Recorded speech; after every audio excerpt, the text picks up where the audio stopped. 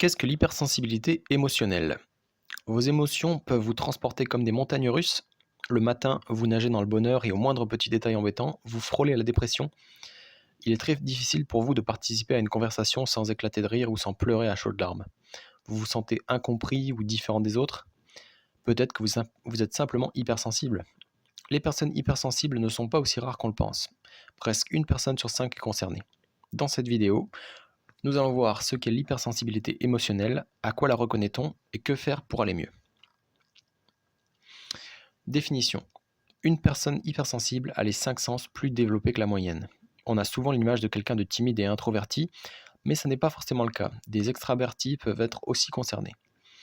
Il n'y a pas de point en particulier pour identifier précisément les hypersensibles, mais on retrouve des caractéristiques communes. Les caractéristiques de l'hypersensibilité. La vie d'un hypersensible, c'est vivre ses émotions fois 1000, et cela a beaucoup de conséquences, bonnes et mauvaises. Première, je pense trop, beaucoup trop. Les hypersensibles ont une tendance à réfléchir sans arrêt et à se poser trop de questions sur tout ce qui leur arrive.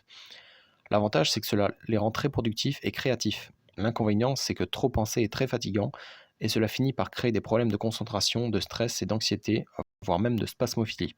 Ils ont du mal à lâcher prise et aimeraient pouvoir mettre leur cerveau en pause. Ils ont aussi une empathie très développée. Les hypersensibles sont très attentifs aux autres, ils sont capables de repérer des détails que les autres ne voient pas, comme un rictus ou une petite phrase, et ils absorbent facilement les émotions des autres. Le bon côté à cela, c'est qu'ils ont une meilleure compréhension des autres et repèrent facilement les problèmes des gens. Et ils sont capables de s'attacher très vite, peut-être trop vite même. Car là où ça pose problème, c'est qu'ils ne supportent pas de voir la souffrance chez les autres. Ils se l'approprient, et c'est pour ça qu'ils se disent souvent humanistes. Ils ont tendance à idéaliser les autres, ils veulent les aider et les rendre meilleurs, et c'est cette envie de les aider qui complique leur relation amoureuse ou amicale. Imaginez quelqu'un qui vous dise ce que vous devriez faire pour aller mieux. Ça ne vous rappelle rien? Oui, c'est ce que font les parents. Et ce n'est pas forcément ce que l'on recherche dans une relation. Dans d'autres cas, ils peuvent se retrouver dans des relations toxiques, que ce soit avec des pervers narcissiques ou autres. Les hypersensibles comprennent les autres, mais ça n'est pas réciproque. Être hypersensible, c'est se sentir différent des autres. On les juge souvent comme excessifs, ils rigolent trop fort, ils pleurent sans arrêt. Quand on leur dit «Allez, n'en fais pas un drame», les gens ne comprennent pas que les hypersensibles vivent les émotions d'un drame, même pour un événement mineur. Se sentir incompris des autres a des conséquences plus sinistres. Problème identitaire et manque de confiance en soi. Une personne hypersensible qui ne comprend pas ce qui lui arrive va se sentir différente des autres, comme si elle était à part ou en trop dans la société. Quand on est incompris, on développe une carapace pour se protéger des autres et on a du mal à extérioriser ce qu'on ressent. S'ensuit alors un problème de confiance en soi. Les hypersensibles peuvent se dévaloriser et ne comprennent plus pourquoi les gens les aiment. Ils se posent 1000 questions sur qui ils sont et leur peur de l'abandon est décuplée. Tous ces problèmes sont bien lourds à porter. Mais il est quand même possible d'aller mieux. Alors comment faire? Il existe beaucoup de façons d'améliorer son état et vous en trouverez plusieurs qui vous correspondent. Alors premièrement, accepter son hypersensibilité. Tout d'abord, l'hypersensibilité n'est pas une maladie. S'en débarrasser n'est pas une solution. Si l'hypersensibilité fait partie de vous, acceptez-la et ne cherchez pas à ressembler aux autres. Mais alors comment gérer les inconvénients? Premièrement, apprendre à laisser aller ses émotions. À force d'emmagasiner trop d'émotions, il peut être bon de se retrouver seul et au calme pour évacuer ce trop-plein. Apprendre à lâcher prise peut être aussi très utile pour stopper le flux de pensée. Dormir plus.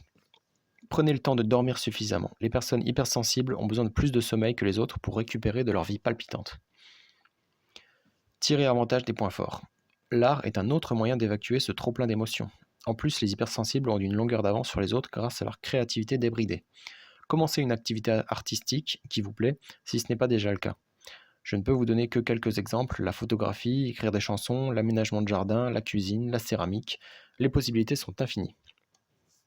Apprendre à gérer son stress. Il existe beaucoup de solutions pour gérer son stress. En premier, il y a le sport. Choisissez celui que vous préférez. Ensuite, vous pouvez essayer le yoga, pourquoi pas aussi tenter quelques produits naturels, les fois où ça ne va vraiment pas. S'entourer de gens positifs. Les personnes hypersensibles absorbent les énergies qui les entourent. Alors imaginez un hypersensible entouré de personnes négatives, parlant dans le dos des autres et pessimiste quel que soit le sujet. Cela, c'est la dépression assurée. Voilà pourquoi il est vital de s'entourer de personnes positives qui vous comprennent et qui vous encouragent dans vos démarches. Encore un moyen de se sentir plus heureux. Et ne plus se rabaisser.